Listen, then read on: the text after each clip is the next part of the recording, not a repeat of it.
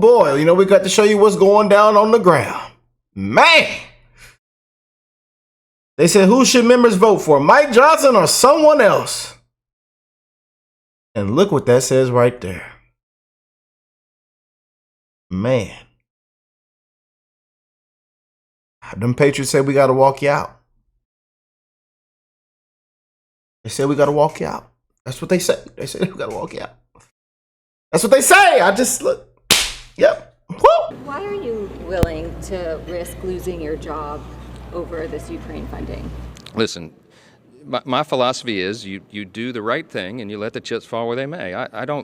If I operated out of fear over a motion to vacate, I would never be able to do my job. Look, history judges us for what we do. This is a critical time right now, a critical time on the world stage. I could make a, I could make a selfish decision and do something that's different, but I'm doing here what I believe to be the right thing.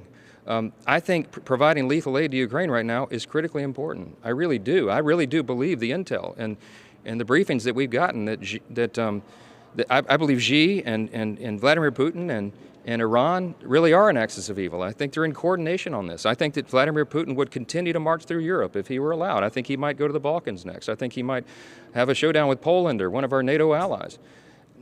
To put it bluntly, I would rather send bullets to Ukraine than American boys. My son is going to begin in the Naval Academy this fall. This is a live fire exercise for me, as it is so many American families. This is not a game. It's not a joke. We can't play politics of this. We have to do the right thing. And I'm going to allow an opportunity for every single member of the House to vote their conscience and their will on this. And I think that's the way this institution is supposed to work. And I'm willing to take personal risk for that because we have to do the right thing. And House Speaker Mike Johnson survived an ouster bid in May. He made it with the help of Democrats who voted to save him. This time, Democrats say they won't be doing that again. Hakeem has made that very clear. And you saw that as we voted on the budget at the end of the year, we stayed united. There were a lot of things in there that bothered us. We stayed together.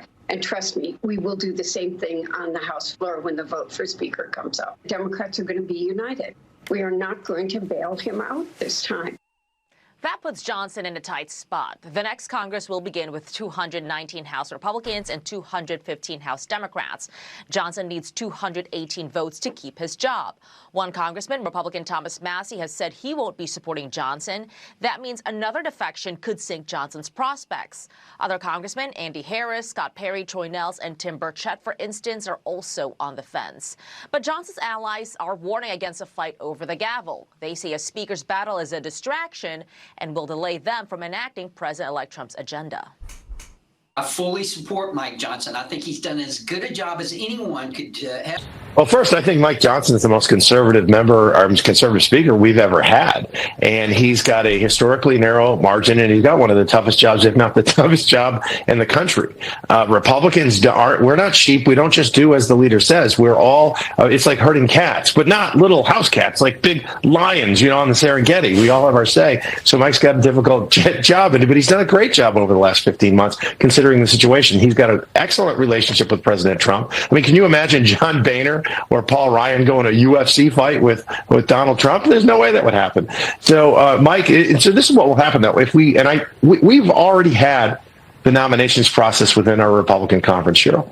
And Mike was selected and elected, if you will, unanimously. There was no other candidate. And I believe the Republican conference, we're people of our word. So we've all already pledged to go and vote for Mike on the House floor. And I think we should do that, because if we don't, we can't get sworn in. And if we're not sworn in, we cannot certify the presidential election on January 6th. So I don't want Joe Biden to be in office 1 second longer than constitutionally necessary. Mm-hmm. So I want to get this done. Mike's the person. He's the right man, right place, right job. At the right time, quite frankly, and let's move forward and, you know what, fulfill the promises that we've made to the American people on the campaign trail this past November. And start the one. Oh boy, they say, hey, sir, Mike, Mr. Johnson. Sorry, sir, I know you're on your lunch break. What that is, a Diet Coke and 2 chicken breasts and asparagus? Oh, that's broccoli. Smells good, sir, but I don't care. Come on, are you listening, sir? We got to walk you out. Yes, sir.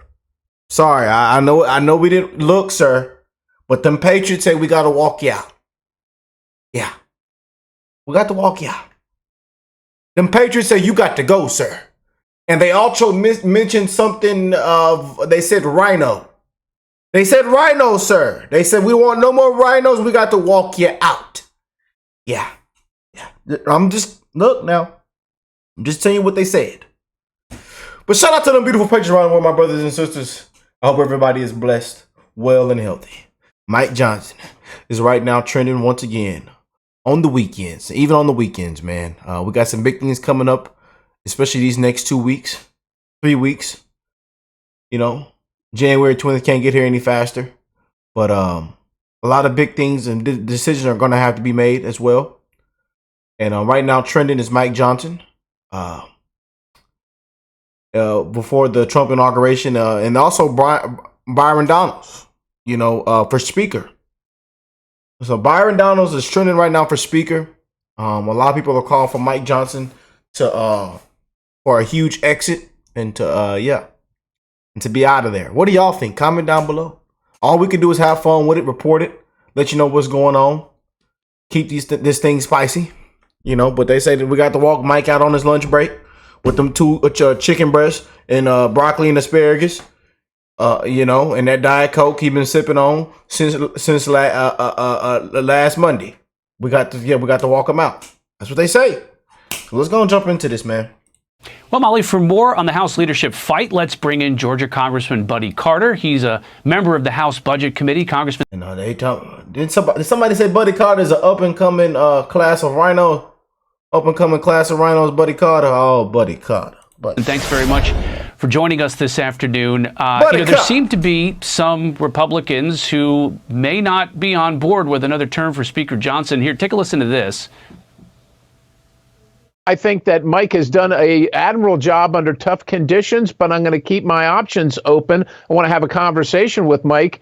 I don't know where this is going right now, but with Thomas Massie already saying he's a hard no, people like Victoria Sparks saying that they're likely a no, that's concerning. And we just got to make sure that we get the best person for the job under the circumstances. So what do you think, Congressman? Is this Congress going to start out with another protracted speakers fight? Oh, well, I certainly hope not. I want to be perfectly clear. I fully support Mike Johnson. I think he's done as good a job as anyone could have done with the cards that he's been dealt. And then who else is going to do it? I mean, this is ridiculous. We have been given a mandate by the American people.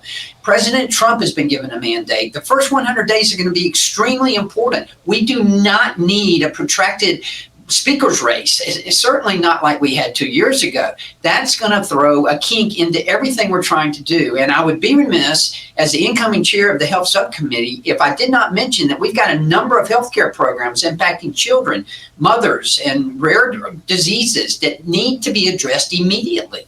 And this is on top of, there was a government funding bill on the table. We finally got one through on the finish line, but that expires pretty early in the new Congress. All of these things are sort of backing up the housekeeping that you have to do, like, elect a speaker, fund the government, and that pushes everything off, right?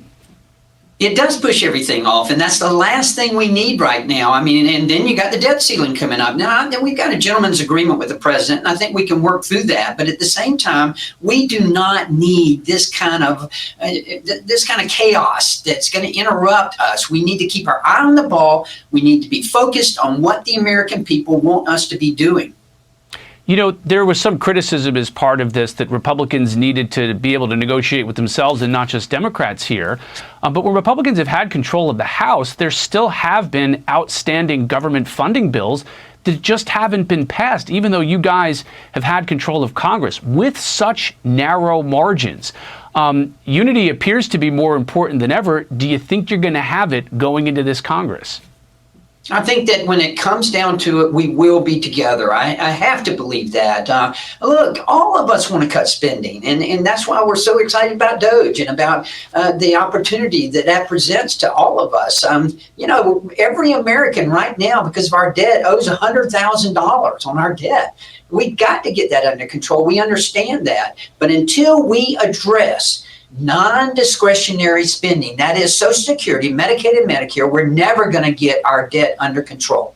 I'm glad you mentioned that, because there are a number of people out there who were saying we can't focus on that side of the budget. But there's really no way that you can get to anywhere close to a balanced budget without touching that, right?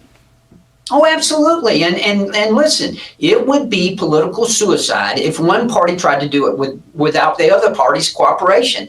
This has got to be bipartisan. And both parties have to understand that it's for the good of the country that we do this. We need to save Social Security, not cut it, not raise taxes, but save it. That's what we need to do. We need to address Medicaid and Medicare. And again, that's going to be one of my big focuses as incoming chair of the Health Subcommittee. What we do with the fastest growing area in our budget, Medicare, because of an aging population. You're also part of the DOGE caucus on Capitol Hill in the House.